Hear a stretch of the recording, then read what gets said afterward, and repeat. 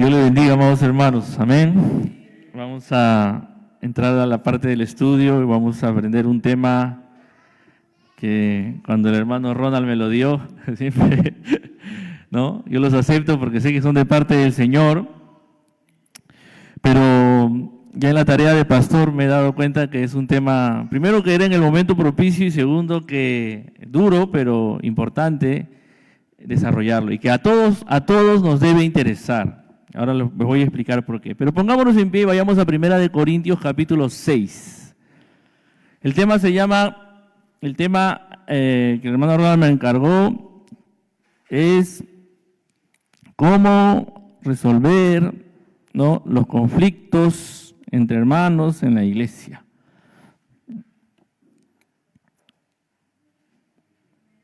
Primero de Corintios capítulo 6. Vamos a leer del versículo 1 hasta el versículo 11.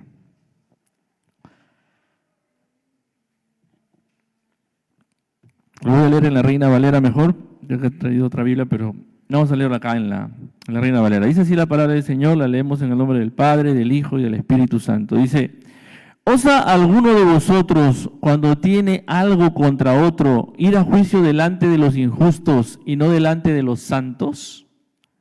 ¿O no sabéis que los santos han de juzgar al mundo? Y si el mundo ha de ser juzgado por vosotros, ¿sois indignos de juzgar cosas muy pequeñas? ¿O no sabéis que hemos de juzgar a los ángeles? ¿Cuánto más las cosas de esta vida? Si, pues, tenéis juicio sobre cosas de esta vida, ¿ponéis para juzgar a los que son de menor estima en la iglesia? Para avergonzaros lo digo, pues que ¿no hay entre vosotros sabio, ni aun uno que pueda juzgar entre sus hermanos? Sino que el hermano con el hermano pleitee en juicio, y esto ante los incrédulos. Así que, por cierto, es ya una falta en vosotros que tengáis pleitos entre vosotros mismos. Porque no sufrís más bien el agravio, porque no sufrís más bien el ser defraudados. Pero vosotros cometéis el agravio y defraudáis, y esto a los hermanos. ¿No sabéis que los injustos no heredarán el reino de Dios? No erréis, ni los fornicarios, ni los idólatras, ni los adúlteros, ni los afeminados, ni los que se echan con varones, ni los ladrones, ni los avaros, ni los borrachos, ni los maldicientes, ni los estafadores heredarán el reino de Dios.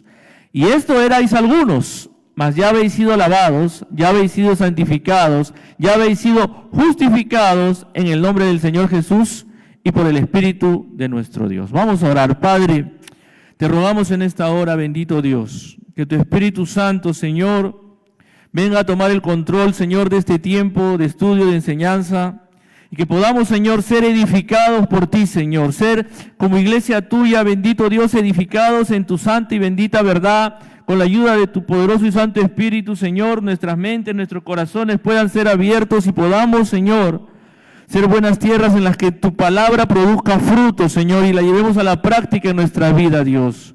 Yo te ruego que pases ese carbón encendido de tu altar por mis labios, Señor, y que todo lo que diga sea, oh Padre amado, de acuerdo a tu voluntad, guiado por tu Espíritu y para la edificación de tu iglesia, Señor. Quita toda distracción, quita todo ataque del enemigo, oh Padre, haz que esta palabra traiga el fruto que tú esperas, Señor, para tu gloria y para tu honra. Amén y amén. Pueden tomar asiento, amados hermanos.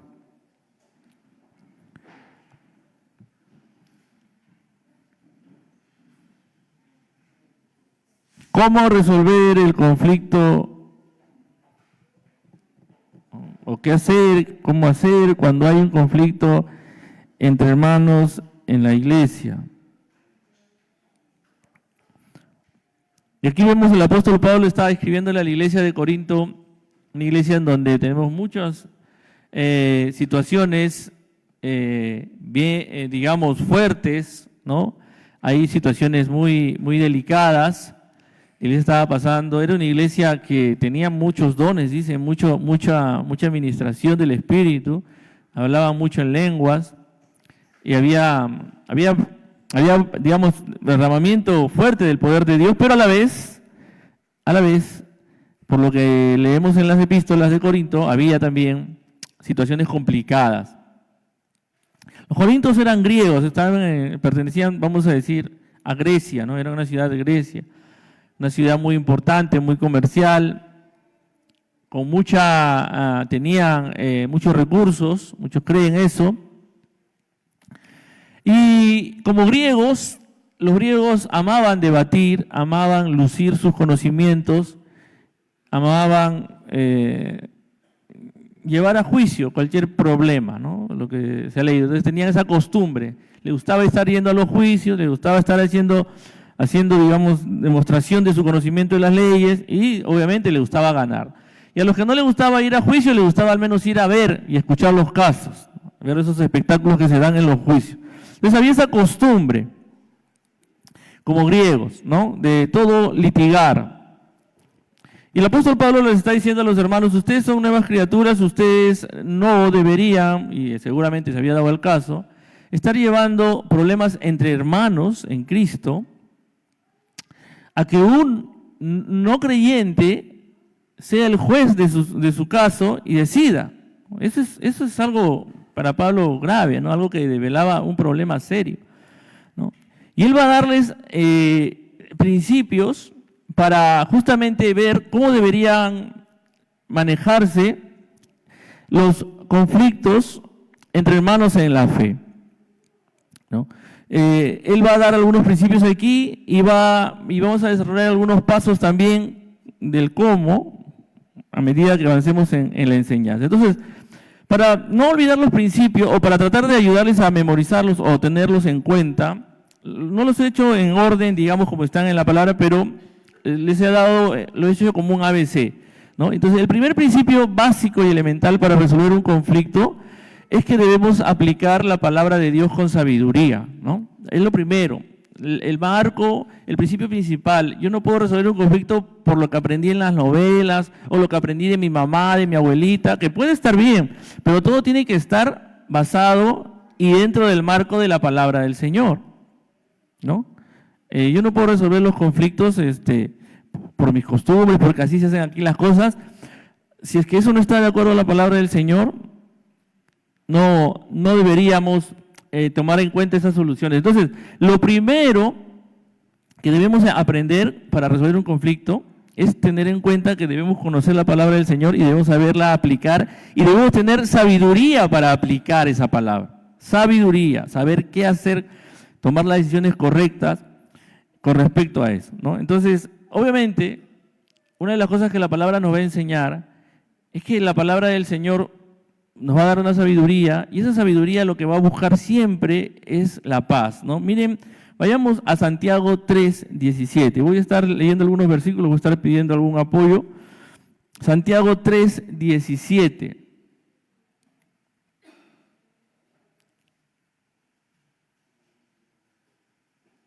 Entonces, aplicar la palabra de Dios con sabiduría es el primer principio. Ahí lo tiene el hermano, lo ha puesto. Lo vamos a leer. Dice, pero la sabiduría que es de lo alto es primeramente pura, después pacífica, amable, benigna, llena de misericordia y de buenos frutos, sin incertidumbre ni hipocresía. Entonces, si uno conoce la palabra, ama la palabra, ¿no? Y con la ayuda del Espíritu Santo desarrolla la sabiduría que todo creyente debe desarrollar, eso se debe reflejar en la pureza y que es alguien pacífico.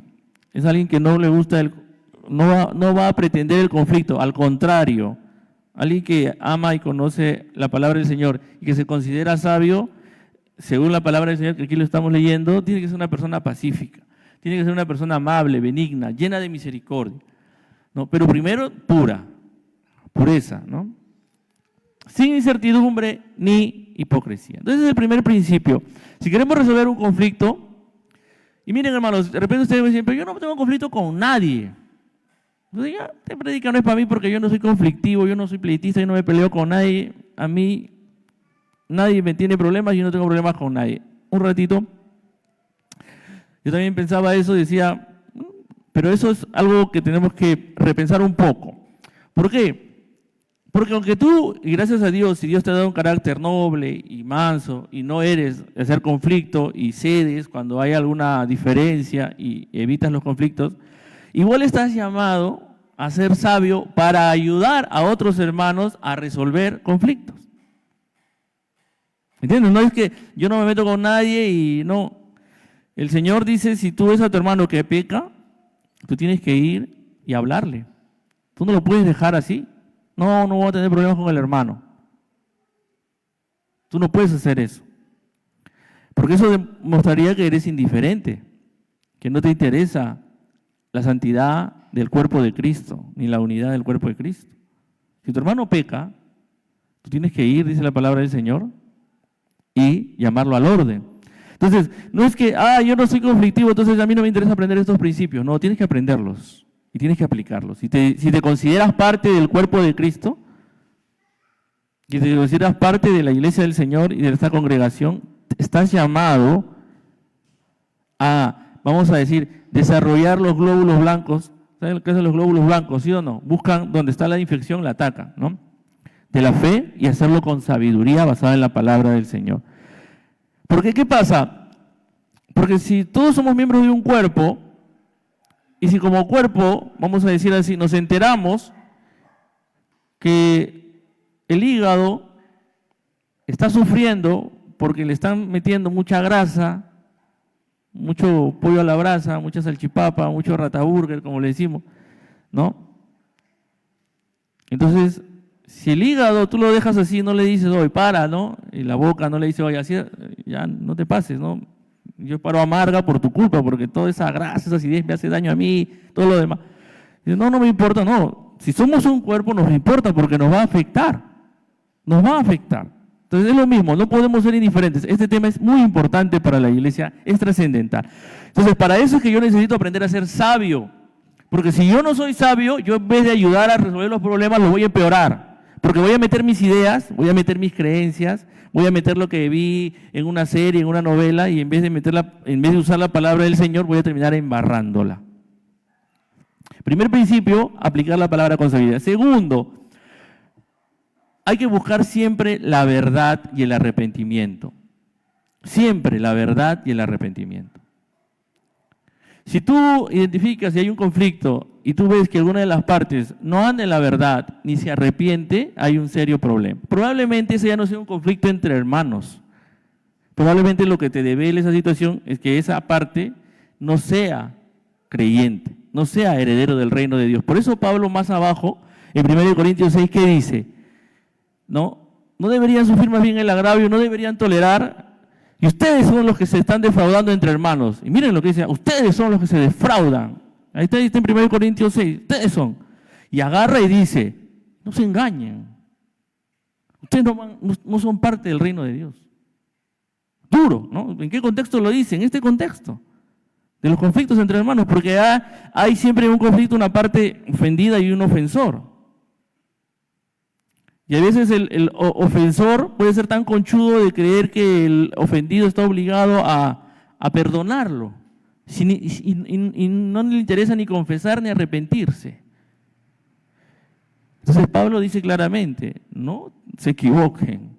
Si tú eres de esas personas que ofende y no siente remordimiento, no siente arrepentimiento, probablemente no seas parte del reino de Dios. Y es casi seguro que no lo seas, que no hayas nacido de nuevo.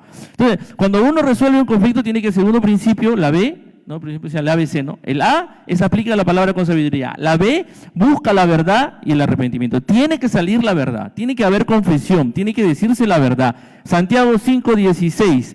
¿Me ayudas, Leonardo? Santiago 5:16.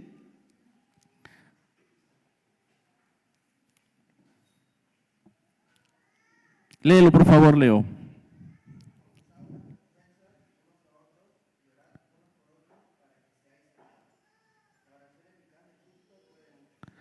Confesaos, dice. Confesaos. ¿Y qué implica la confesión? Decir la verdad. ¿Qué implica la confesión? Mostrar arrepentimiento genuino. Yo confieso cuando, sí, como hacía la lectura del hermano Ronald, ¿no? Si alguno es sorprendido en alguna falta, ustedes que son más espirituales, dice, restauradlo. Para restaurar a un hermano que ha sido sorprendido en una falta, si el hermano no confiesa, ¿cómo lo puedes restaurar? Si no hay verdad ahí, si no hay arrepentimiento ahí. Entonces, el segundo principio para resolver un conflicto entre hermanos es ver si hay confesión, si hay arrepentimiento, si hay verdad. Y busca la verdad. Entonces, si esa persona no se está arrepintiendo, no está confesando la verdad, entonces esa persona no es creyente. No es heredero del reino de Dios. No se engañen, dice Pablo. No se engañen. Segundo principio, entonces, buscar la verdad. Tercer principio, la C, ¿no? A, B, C. Aplica la palabra con sabiduría, busca la verdad, el arrepentimiento. La C, corrige internamente, lo vamos a decir así, para que los que anotan. Y esto está en 1 Corintios 6:2. Por eso Pablo le dice, se molesta, le dice, hermanos, ¿cómo van a llevar un caso de la iglesia, de un conflicto entre hermanos, a un tribunal externo? ¿Acaso no hay hermanos que puedan resolverlo? Hermanos que tengan la sabiduría. Y no está hablando necesariamente de los pastores, sí pueden ser los pastores, pero a veces hay hermanos que tienen sabiduría y pueden ayudarles a resolver el problema. No pueden recurrir a un hermano que ustedes saben que es imparcial, que sabe que tiene el control y que no pierde el control, que va a tomar y les va a dar los consejos. No pueden hacer eso, le dice. ¿Por qué tienen que estar exponiendo públicamente para que los impíos estén, hablando y en contra de la iglesia? Sí, en la iglesia, lo que tácitamente nos está diciendo el apóstol Pablo, que pasaba en Corinto y pasa en todas las iglesias, en las iglesias va a haber conflicto. No puede haber una iglesia donde no haya conflicto. Pero lo que no puede pasar es que llevemos nuestros conflictos y los ventilemos con los impíos. Porque le somos una piedra de tropiezo a ellos, porque no damos un buen testimonio. Es como cuando,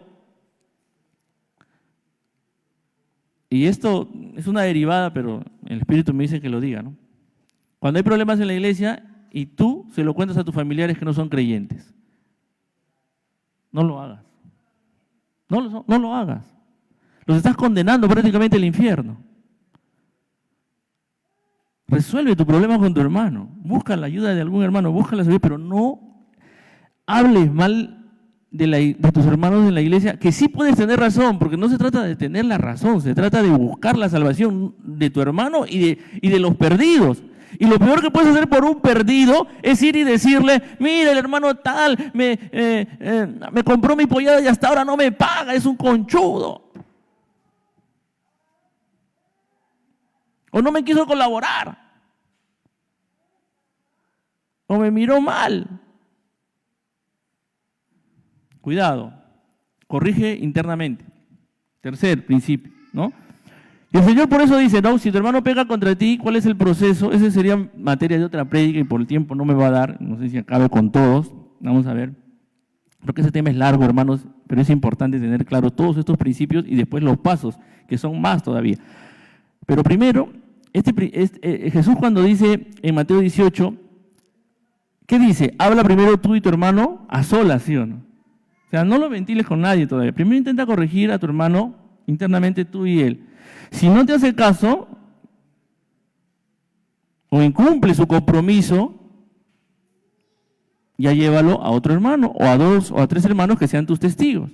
Y si ya la tercera sigue sin cumplir, bueno, ya díselo a toda la iglesia, que la iglesia lo informe y que se le tenga como un gentil y como un publicano. No es el método inventado por nadie, es lo que Cristo Jesús definió, así definió desde el principio. No a la primera se lo cuentas a todos, no, internamente. Pero tampoco cometas el error de darle muchas oportunidades. Puedes cometer ese error y después te puedes lamentar. Primera, segunda, tercera, cuarta, y tú crees que lo puedes arreglar y le das otra oportunidad, es que yo soy muy misericordioso. No, mi hermano, si Jesús dijo que a la segunda lo hagas, hazlo a la segunda. No te demores. Porque nadie puede cambiar a otro hombre sino solo el poder de Dios, solo la gracia de Dios. Y de repente, si tú sigues los pasos de Cristo, puedes salvar a tu hermano. Porque el llevar su caso y mostrárselo y informarlo, por decir, a los pastores o a los líderes, quien te acompañe, puede ser la forma en que Dios va a hacer reaccionar a ese hermano. Pero si tú le sigues dando oportunidad tras oportunidad tras oportunidad, no lo hagas. Obedece lo que dice, pero hazlo primero internamente. porque tampoco caigas en el exceso de ser muy condescendiente. Entonces esa es la C, corrige internamente, ¿ya? El D, podríamos decir que el diablo siempre va a querer traer conflictos para que la iglesia se divida, ¿no? Para que la iglesia se enferme, digamos, hablábamos del cuerpo, la iglesia es un cuerpo, ¿no? Para que la iglesia no avance, no crezca, no se desarrolle. Pero así como cuando un muchacho se fractura, dice que cuando se fractura un joven, un muchacho, y se recupera, sus huesos terminan más fuertes, dice, ¿no? Pero aunque el diablo quiere fracturar, dividir a la iglesia, si nosotros nos guiamos por los principios de Dios, la iglesia va a ser más fuerte. Porque vamos a entender, hermanos, que acá no estamos perfectos y acá no estamos santos, que ya casi flotamos y que nunca hacemos nada malo. No, vamos a entender que somos pecadores, que necesitamos la gracia de Dios y que sí, podemos ofender a nuestros hermanos, pero con la ayuda del Espíritu Santo, con el amor que Dios ha derramado en nuestro corazón, podemos perdonar a nuestro hermano o podemos confesar nuestros pecados con nuestro hermano y pedir su perdón. Y así como iglesia nos hacemos más fuertes. ¿Por qué? Porque así damos testimonio de qué es el amor. Porque el amor en un hogar, en una familia, en un matrimonio, ¿no es acaso gran parte de ese amor saber perdonar? Saber olvidar lo que te hicieron, te ofendieron, te maltrataron. ¿No es eso acaso también el amor? Entonces miren que dice Juan 13:35. Juan 13:35. Israel, ayúdame por favor con Juan 13:35.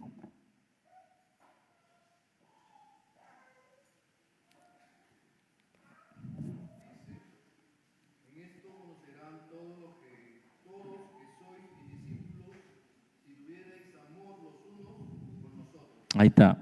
¿Cómo Jesús quería que demos testimonio al mundo de que somos sus discípulos? Teniendo amor los unos por los otros. Y el amor no es hacerse de la vista gorda del pecado de mi hermano. No, eso no es amor. Eso es indiferencia. Como dice esa canción secular, ¿no? Ódiame, pero no me olvides, ¿no? ¿Cómo es? Odio quiero más que indiferencia, dice esa canción, ¿no? Porque si me odias, yo quedaré convencido de que me amaste, dice, ¿no? Pero si ya no te acuerdas de mí, porque, ¿no? Que solo se odia lo querido. Es la canción, es un vals peruano muy famoso, ¿no? Si hay conflicto entre hermanos, es una oportunidad para desarrollar el amor entre hermanos. Si tú no tienes conflicto con nadie, tú no chocas con nadie, no te interesa a nadie, ten cuidado. Tú eres parte de un cuerpo, de una iglesia. No te digo que anda a buscar conflictos con tu hermano, no. No. Lo que les estoy diciendo es que puedes terminar en un conflicto, pero no lo mires como una oportunidad para imponerte, para demostrar que tú tienes la razón. No, míralo como una oportunidad para demostrar el amor de Dios, el perdón de Dios, la misericordia de Dios. La misericordia y la gracia de Dios. Entonces, eso va a dar testimonio al incrédulo de que tú no eres como los del mundo. Tú perdonas y amas como Cristo amó y perdonó. Tú recuerdas todo lo que le debes a Cristo y como dijo el Señor en su palabra los deudores, ¿no? Sabes perdonar porque sabes lo mucho que te han perdonado. Por último, la E. Entonces, repasando, antes de entrar a la E, apliquemos la palabra con sabiduría, busquemos la verdad del arrepentimiento, corrijamos internamente, demos testimonio a los incrédulos con nuestro amor. Y el último es, esforcémonos por mantener la unidad del cuerpo de Cristo. Hay que esforzarse. ¿Y esto qué significa? Que no vamos a poder hacer esto, hermanos, sin la ayuda del Espíritu Santo. No se puede hacer sin la ayuda del Espíritu Santo. Si tú no tienes al Espíritu Santo morando en ti, no vas a poder ceder tus derechos, no vas a poder, como dice Pablo, ¿no? Pasar por alto la ofensa, no lo vas a poder hacer. Tu carne, si eres carnal, tu carne no te va a dejar. Tú no se la vas a perdonar, vamos a decir así fácilmente. Y eso demuestra que hay mucha carne en ti, no que seas un impío, no, que eres un creyente, que está luchando, pero que le falta esa llenura del Espíritu. Entonces, cuando hablamos de llenura del Espíritu, Es cierto, el Espíritu viene, nos da dones, nos hace entrar en la presencia del Señor y estar con Él, pero la presencia del Espíritu se tiene que manifestar más en esa capacidad que me da para amar y perdonar y tener misericordia. Pues solo una persona llena del Espíritu puede tener misericordia. Entonces, esos son los 5 principios, pero ahora vamos a ver ya los pasos concretos, rápidamente. Entonces, si me encuentro frente a un conflicto, ya sea que yo sea una de las partes, yo sea el ofendido, principalmente, por lo general el ofensor se va a correr, pero si también soy el ofensor, también puedo aprender de estos principios, o ya sea que yo sea el hermano que han llamado para ayudar a resolver el conflicto. Puede ser esa opción también, y tienes que aprender. ¿Qué hago con mis hermanos? ¿Cómo les ayudo a resolver el conflicto? Primer paso, y vamos a usar el acróstico reconciliar. ¿Ya? Vamos a hacer 11 pasos, así que no sé, ojalá que me dé tiempo. Reconciliar. El primer paso, reconocer el conflicto. Hay que reconocer el conflicto. No decir, no pasa nada, no se escuchó esa presión, nosotros nos llevamos bien. En el partido se han sacado el ancho, se han dicho de todo, se han mirado horrible y acaba y... No pasa nada, así jugamos. A veces, más bien, así juegan porque hay algo detrás, ¿no? Estás esperando el partido no para hacer ejercicio, sino ahí me la voy a cobrar. Y como estamos jugando y se puede patear, ahí me la voy a cobrar. Reconoce el conflicto. Eso pasa, de verdad. Eso pasa. Entonces, uno tiene que estar, como decía el apóstol Pablo, siempre examinando, siempre viendo lo que hay en su corazón, ¿no? Pablo que dice en 2 Corintios 13:5. Jordan, ayúdame con 2 Corintios 13:5.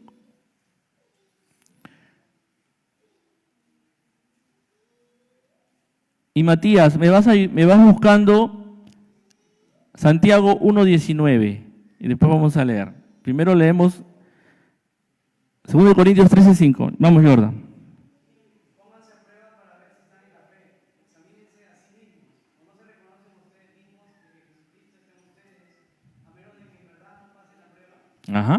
Pónganse a prueba, dice el apóstol Pablo. Examínense. Miren lo que hay en su corazón.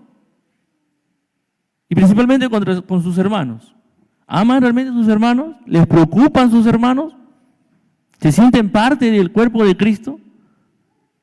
¿Les duele cuando por razones valederas de fuerza mayor no pueden congregar, no pueden estar en la iglesia? O dicen, ay, qué alivio de día, ya, se me hizo tarde, no llego al culto. Casi como un alivio para algunos. Cuidado. Reconozcan. Si hay conflictos, reconózcanlo y eso lo vas a hacer cuando te examinas a ti mismo. La E, porque estamos hablando del acróstico reconciliar. Escuchar al otro primero. Para resolver un conflicto uno tiene que ir, y ahí está el tema, ¿no? Quiero que me escuchen, que escuchen todo lo que me ha hecho, que escuchen. Primero escuchar al otro. Ir con esa actitud. Y eso está en Santiago 1:19. Matías, léelo por favor.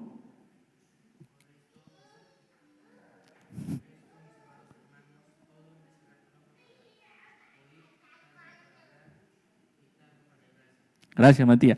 Todo hombre sea, ¿qué dice? Pronto para oír. No dice, Dios nos ha dado 2 orejas para que oigamos el doble de lo que hablamos. Y en un conflicto con mayor razón. Y ahí yo confieso, ¿no? Mi hija me mira.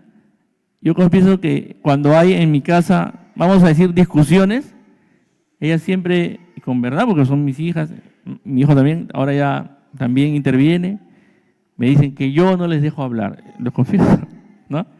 Tengo esa costumbre equivocada de sentenciar rápido y ¡flac! Ir a la yugular, ¿no? Al ataque. Y ya dejarlos descuadrados. Es duro, pero en un conflicto hay que saber escuchar. Hay que saber escuchar.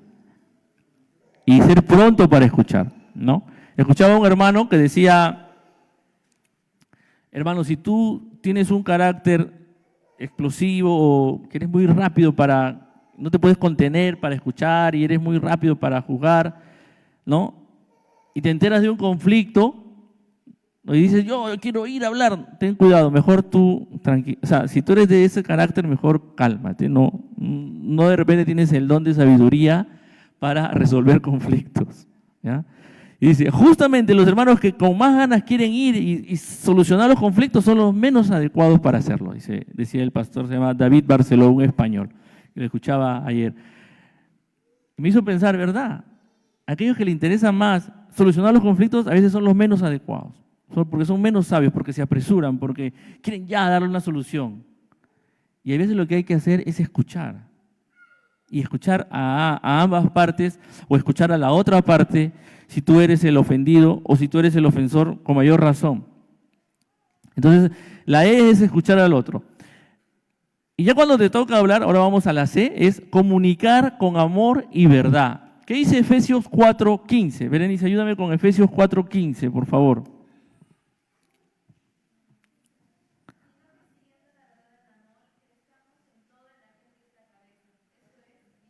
Amén. La verdad en amor. Tú vas a decir la verdad, pero tiene que ser dicha en amor. Entonces, el tercer paso, primero reconoce el conflicto, la R, reconoce que hay un conflicto, escucha a la otra, escucha al otro, escucha a la otra parte antes que hables tú primero. Lo tercero, la C, ¿no? Es comunica con amor y verdad. Con amor y verdad, ¿no? A veces queremos llevar nuestros argumentos, que se sepa mi posición y que yo tengo la razón. Y nos olvidamos del amor. Y la palabra del Señor dice claramente que tiene que haber verdad en amor. Si no, la verdad pierde su eficacia. El tercer paso sería, primero escucha, y cuando vas a hablar, el tercero sería comunica o habla, vamos a decir, comunica, lo he puesto para no olvidar, para que funcione en el acróstico, con amor y verdad. Primero escucha y cuando hables, hazlo con amor y verdad. Cuarto paso, la O, ¿no? En reconciliar. Ora mucho. Ora mucho. Cuando estás en un conflicto, ya sea que tú seas una parte del conflicto o que se te llame para mediar en el conflicto, no descanses en tu sabiduría. Ya hemos dicho, necesitas la sabiduría de la palabra del Señor y necesitas orar mucho. Porque no sabes con qué te puedes tocar. O sea, con qué, y tienes que tener oración para discernir. Porque a veces te puedes encontrar con casos en que una de las partes niegue todo y diga, no, mentira. Todo es mentira. Y está mintiendo, ¿eh? Y lo niega. O sea, ha sido descubierto en su falta, hay pruebas, ¿no? Y en el futuro ya las pruebas no van a servir, creo, las tecnológicas, porque todo va a decir, lo hizo la inteligencia artificial, van a decir ahora, ¿no? Hasta los videos crean ahora, ¿no? La inteligencia artificial. Entonces ya no sé, cuando le muestres al hermano un video, mira, aquí está saliendo del local de apuestas. Te tomé la foto y el video. No, tú lo has montado con inteligencia artificial, te va a decir. Va a haber eso, no se sorprenda, porque eso pasa. Y por eso tienes que orar. Porque esas personas por lo general están atadas, están en muchos casos, bajo el control directo del infierno, del diablo. No quieren confesar su pecado, no quieren reconocer su falta y lo niegan. Entonces es una lucha espiritual. Porque recuerden, el que está interesado en hacerle daño al cuerpo de Cristo es Satanás. Entonces, ya sea que tú seas parte del conflicto, la parte ofendida, ya sea que tú seas alguien que está mediando en el conflicto, tienes que orar mucho. La O de orar mucho. Reconciliar. Entonces estamos viendo la R, reconoce el conflicto, escucha, comunica. Primero escucha, después comunica, ¿no? Con amor y por verdad. Y la O, ora mucho. La N, ¿qué le podemos poner a la N? Negocia para la gloria de Dios. A veces en un conflicto hay que negociar. Hay que negociar. O sea, es decir, hay que llegar a un punto en el que la persona acepte y reconozca. Ahora, en este caso es más cuando se trata de, y esto pasaba probablemente en esos tiempos, y pasa también ahora mucho, cuando los cristianos hacen negocios juntos, o sea, cuando se meten a hacer una empresa, cuando no, o alguien llama a otro cristiano para trabajar en su empresa, pensando que, ay, confío, me voy, lo dejo a la cargo y termina siendo peor que un incrédulo, ¿no? Por eso un hermano que escuchaba decía que que los hermanos empresarios que él conocía decían, no le gusta contratar cristianos. ¿Pero por qué? Si soy cristiano, no. Porque si soy cristiano y lo tengo que despedir, tengo que avisarle a la iglesia, tengo que contarle el problema. Miren, qué complicado, ¿no? Puede ser este tema, ¿no? Entonces, ¿qué tiene que hacer uno? Miren lo que dice Filipenses 2:4. ¿Cuál es el principio que Dios nos enseña ahí? Yamil, ayúdame con Filipenses 2:4.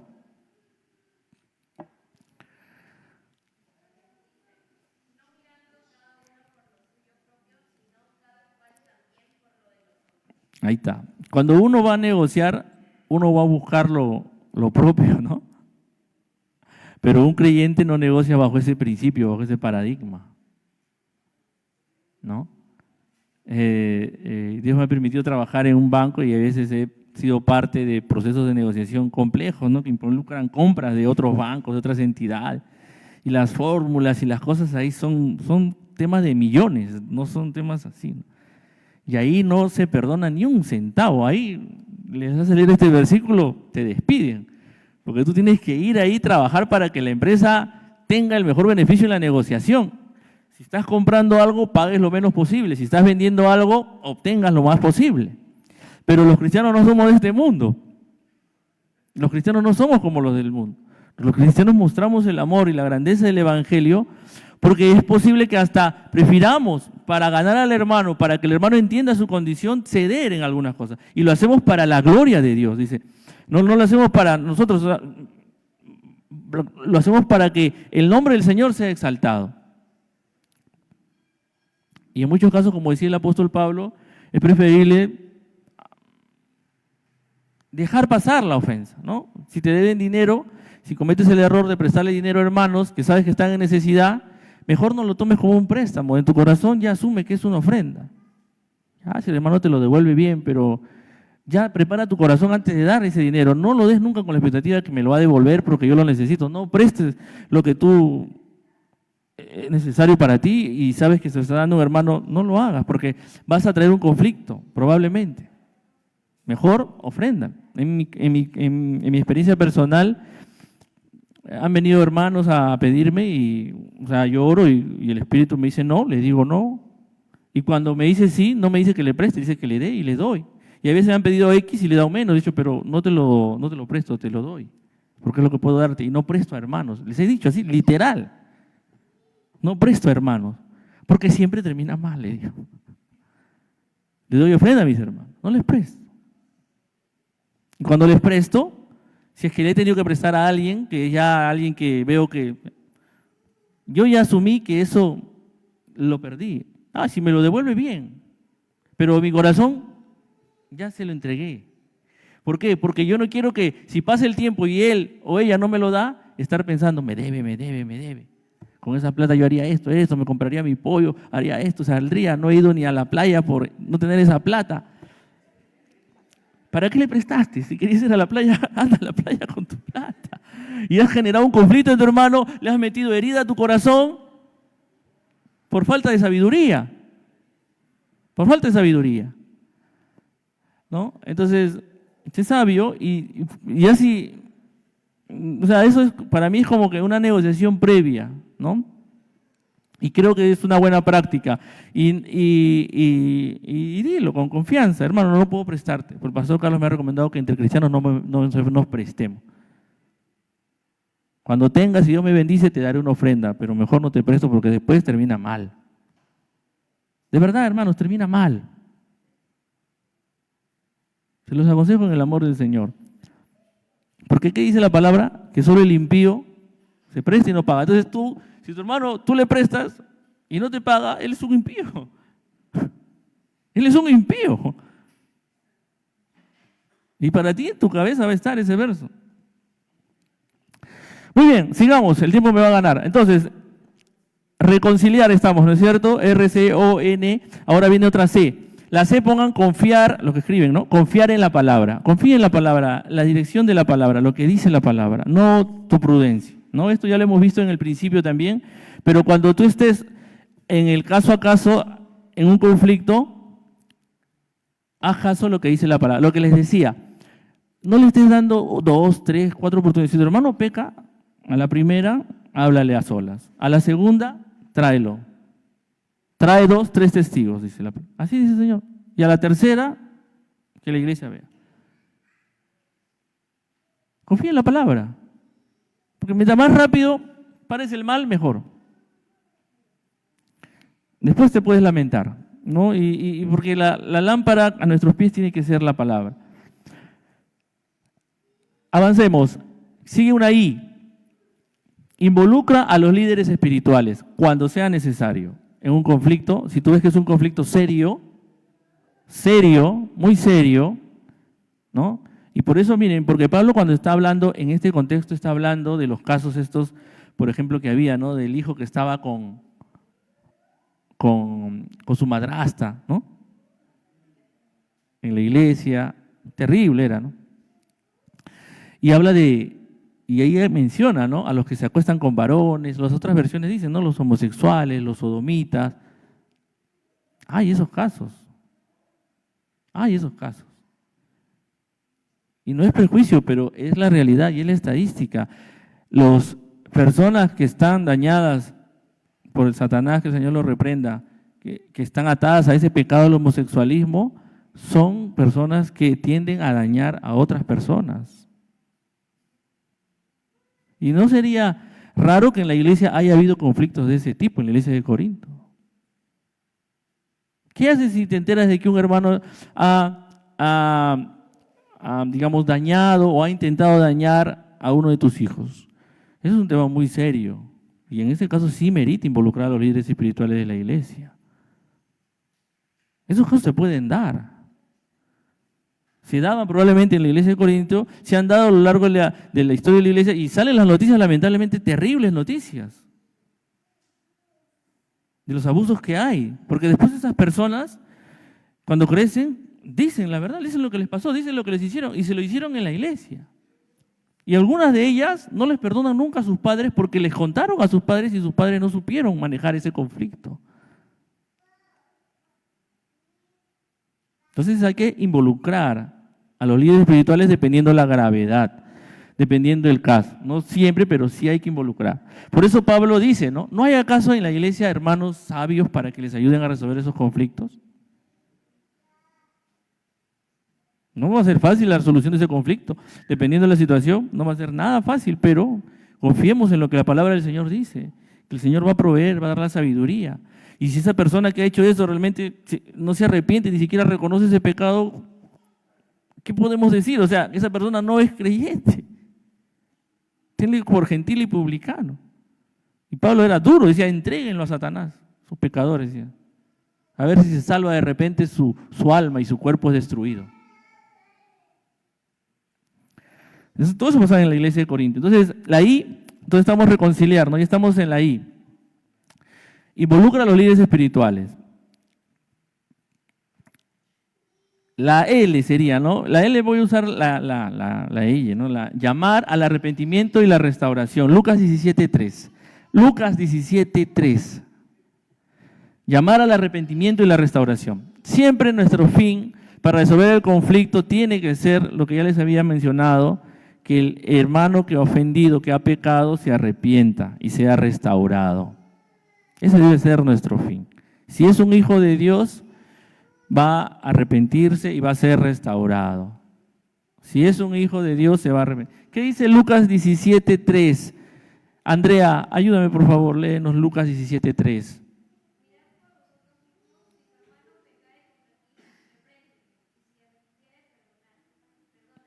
Amén. Si tu hermano pecare contra ti, repréndele. Y si se arrepintiere, está en condicional, ¿no? Si se arrepintiere. Entonces, lo que tenemos que buscar es el arrepentimiento. No que se demuestre que yo tengo razón. Eso es un plano secundario. Eso es lo que queremos, es que quede claro que yo estoy el que tenía la razón y que tú hiciste lo malo. No, lo que tú tienes que buscar cuando un hermano peca contra ti, se ofende contra ti, es que él se arrepienta porque no solo te ha ofendido a ti, ha ofendido a Dios y está en pecado contra Dios. y su alma está en peligro de la condenación. Entonces mi preocupación no tiene que ser que se imponga mi posición y que se conozca que yo soy el que tenía la razón. No, mi preocupación, mi llamado, mi búsqueda debe ser al arrepentimiento de ese hermano. Al arrepentimiento y su restauración.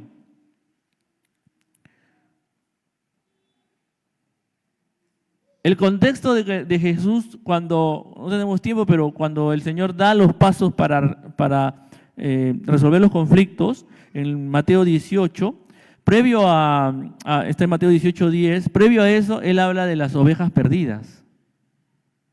Y a veces el mecanismo de Dios para encontrar una oveja perdida es justamente el que un hermano confronte, un hermano que está perdido y que ha hecho algo malo, porque igual el pecado te termina haciendo dañar a tus hermanos, dañar a la iglesia y va a salir a la luz. Y el deseo de Dios es que esos hermanos, esas personas, de repente todavía no son hermanos, que están en la iglesia y que han hecho daño, sean convertidos y se arrepientan. Vayamos a la otra ahí. Y vamos a ir a Santiago 1:22 antes de decirlo, porque es un poco difícil. He tratado de... Es la palabra implementa el acuerdo o implementa el compromiso, ¿no? O sea, implementar el compromiso, pueden ponerlo. Santiago 1:22. Benjamín, ayúdame con Santiago 1:22. Benjamín Chávez. Hay dos Benjamines ahora.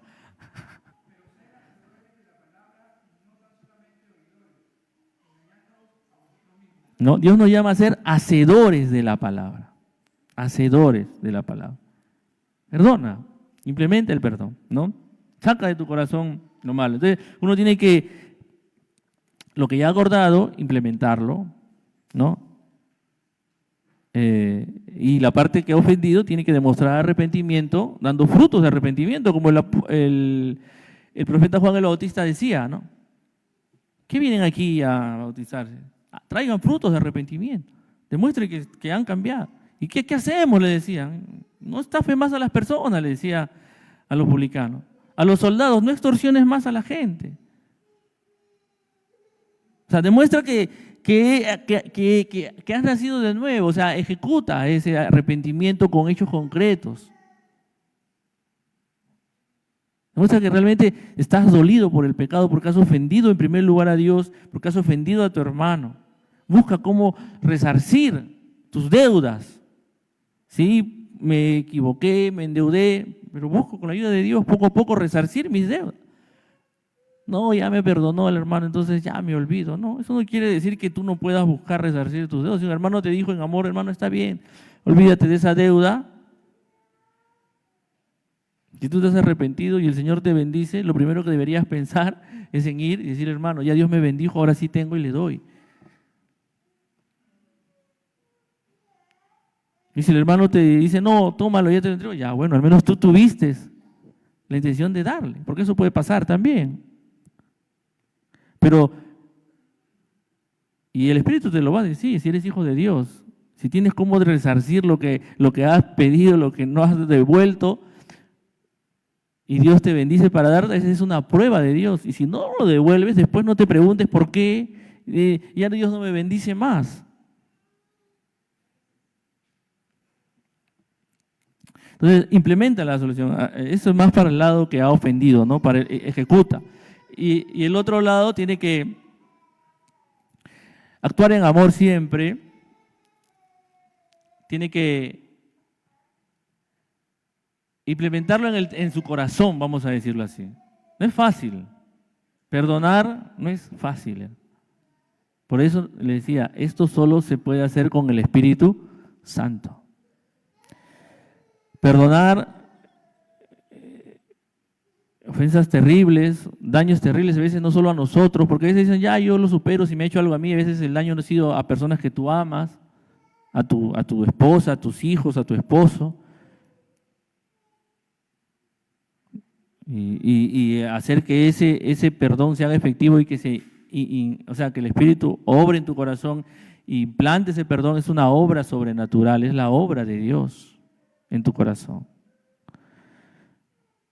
Y es importante. Entonces todo se puede venir al techo si es que tú sigues los pasos, sí, yo lo escucho, sí, busco la palabra, pero tu corazón todavía está guardando el resentimiento, tu corazón todavía no ha sido sanado en términos de que todavía no has realmente perdonado delante de Dios a tu hermano, vas a tener problemas hasta con tu comunión con Dios.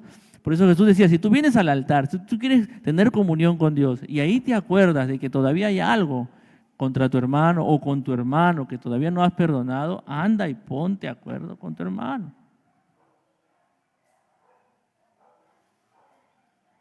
Dios dice, si tú no perdonas, no pidas mi perdón, pero si tú perdonas, puedes pedir con confianza el perdón. Está en la palabra del Señor, amén. No es que te ganes el perdón de Dios, es que demuestras que has entendido qué es el Evangelio.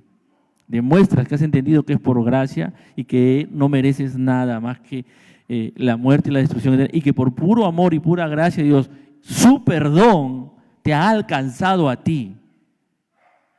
Y Dios quiere usarte a ti ahora para que su perdón de Él se manifieste en tu vida, tú perdonando a quienes te han hecho cosas terribles. Y ahí está el Evangelio, ahí está el poder de Dios. Cuando impacta el corazón de un hombre y una mujer que puede perdonar los daños terribles que hasta sus propios familiares más cercanos le pueden haber hecho, padre, madre, que te han abandonado, que te han dejado. Puedes,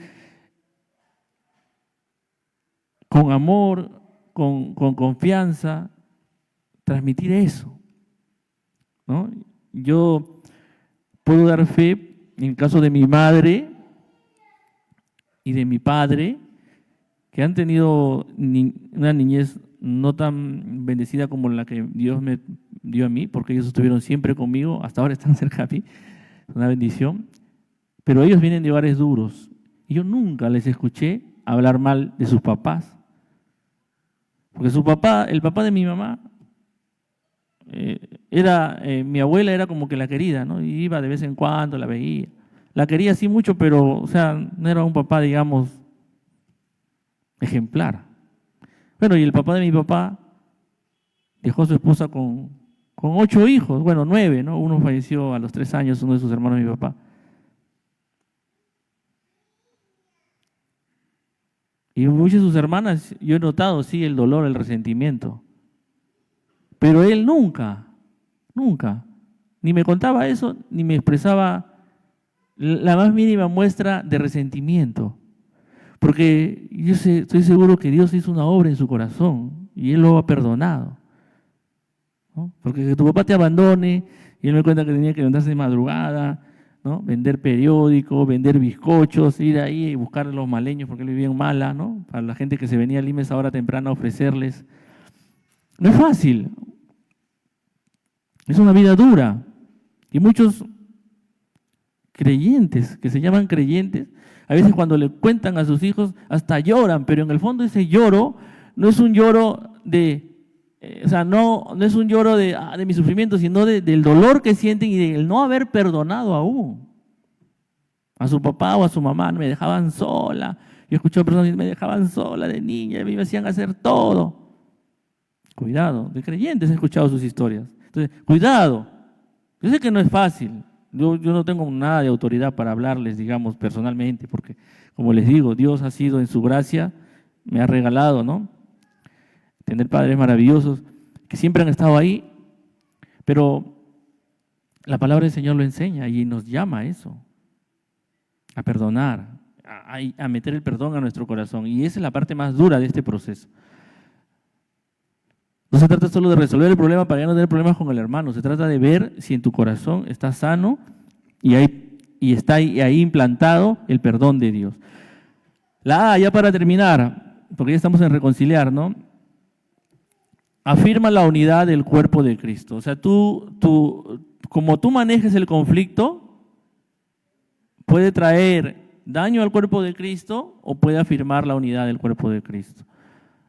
Si tú eres un hijo de Dios y amas a Dios, amas a su iglesia, amas a su pueblo, lo amas a Él, vas a buscar siempre la unidad del cuerpo de Cristo. Es por eso que les decía al inicio, no podemos ser indiferentes. Si vemos que nuestro hermano peca, sorprendido en pecado, el Señor te está probando. No puedes ser indiferente. Tu indiferencia es sinónimo de que tú no amas como debes amar a Cristo ni a su iglesia. Tienes que ser sabio y aprender cómo manejar el conflicto. No es fácil si tú ves, y eso no se trata de ser chismoso, porque muchos dicen, no, eres un chismoso, porque no, tú amas el cuerpo de Cristo. Si tu hermano peca y no te sientes capaz de resolver el problema, están para eso los líderes espirituales, están los ancianos de la iglesia, que el Señor te guíe a buscar ayuda y dirección para que ese hermano que ha sido sorprendido en pecado sea restaurado en amor, siguiendo estos pasos. Entonces, afirma la unidad de la iglesia. Siempre apuntamos a eso, ¿ya? ¿Y qué nos va a llevar? La R final simplemente, la R la he relacionado con, si nosotros como iglesia sabemos que los conflictos son inevitables, pero seguimos la guía del Espíritu Santo, nos llenamos del Espíritu Santo, seguimos los principios de la palabra del Señor, ¿qué va a pasar? La R va a resaltarse el testimonio y la comunión del pueblo de Dios. O sea, se va a resaltar que hay un pueblo de Dios. No son perfectos, pero se aman y no estamos ventilando nuestros problemas con la gente del mundo. Sabemos con la ayuda de Dios amarnos, ayudarnos y crecer mutuamente. Es un tema que el Señor ha permitido que se me asigne, que no ha sido fácil por distintas coyunturas, pero hace un mes el hermano Ronald me lo compartió y ahora puedo decir que no fue él, sino fue Dios. Estaba preparando mi corazón y preparando mi vida. Ustedes saben, hace un año casi ya, el Señor me ha llamado a servirles con amor como pastor asistente, y una de las labores del pastor es esta, ayudar a resolver conflictos. Y les confieso de corazón, hermanos, que yo los amo, pero igual, siempre hay una parte en uno que quiere evitar meterse en los conflictos, ¿no? Pero a veces Dios nos mete a conflictos, y si alguno de ustedes un día va a ser pastor, me va a entender más. No es nada, humanamente hablando, placentero, agradable, ver cuando hay situaciones muy delicadas de conflictos entre hermanos en la iglesia. Porque los hay. Y es nuestro llamado a todos, no solo a los pastores, a los ancianos, a todos, estar preparados para resolver estos conflictos, estar preparados para usar la palabra, la guía, y por sobre todo, hermanos, estar siempre llenos del poder de Dios y de su Espíritu para hacerlo todo para su gloria, para hacerlo todo para que el cuerpo de Cristo, la iglesia del Señor, siga dando testimonio del amor y del poder del Evangelio. Para eso estamos, para que el Evangelio de Cristo se siga anunciando. Y el Evangelio también se anuncia cuando los creyentes, los cristianos, aprenden a solucionar sus conflictos como Dios lo ha establecido en su palabra. Amén. Pongámonos en pie para orar y agradecerle a Dios por su enseñanza y su instrucción. Oh mi Dios, oh mi Padre Celestial, yo te agradezco, Señor. Yo te alabo y te bendigo porque tú tienes el control de todo, Señor. Tú lo sabes todo, Señor, mucho antes de que suceda, Señor, y tú preparas todo, Padre. Porque tú amas a tu iglesia, tú amas a tu pueblo, Señor. Ayúdanos, Dios, a recordar que tu iglesia está llamada a ser una iglesia santa, Señor, sin mancha ni arruga, Jehová. Y en esa santidad, Señor, enséñanos, Señor, a amar, Señor, resolviendo nuestros conflictos de manera, Señor, sabia, de manera bíblica, de manera, Señor, prudente y adecuada, que te glorifique y que te exalte, Señor. Líbranos de la indiferencia, Jehová. No permitas que veamos a nuestros hermanos pecar, Señor, y no llamarlos al orden delante de ti, Señor, porque son parte de tu cuerpo, son parte de tu iglesia, y todos estamos llamados a animarnos, a exhortarnos, a alentarnos unos a otros, Señor, en este caminar de la fe. Padre, sella esta palabra en tu pueblo, Señor, y que tu Espíritu Santo nos ayude a recordar estos principios en nuestro diario vivir. Te lo pido todo en el nombre de Jesús. Amén y amén. Dios lo bendiga, mis amados hermanos.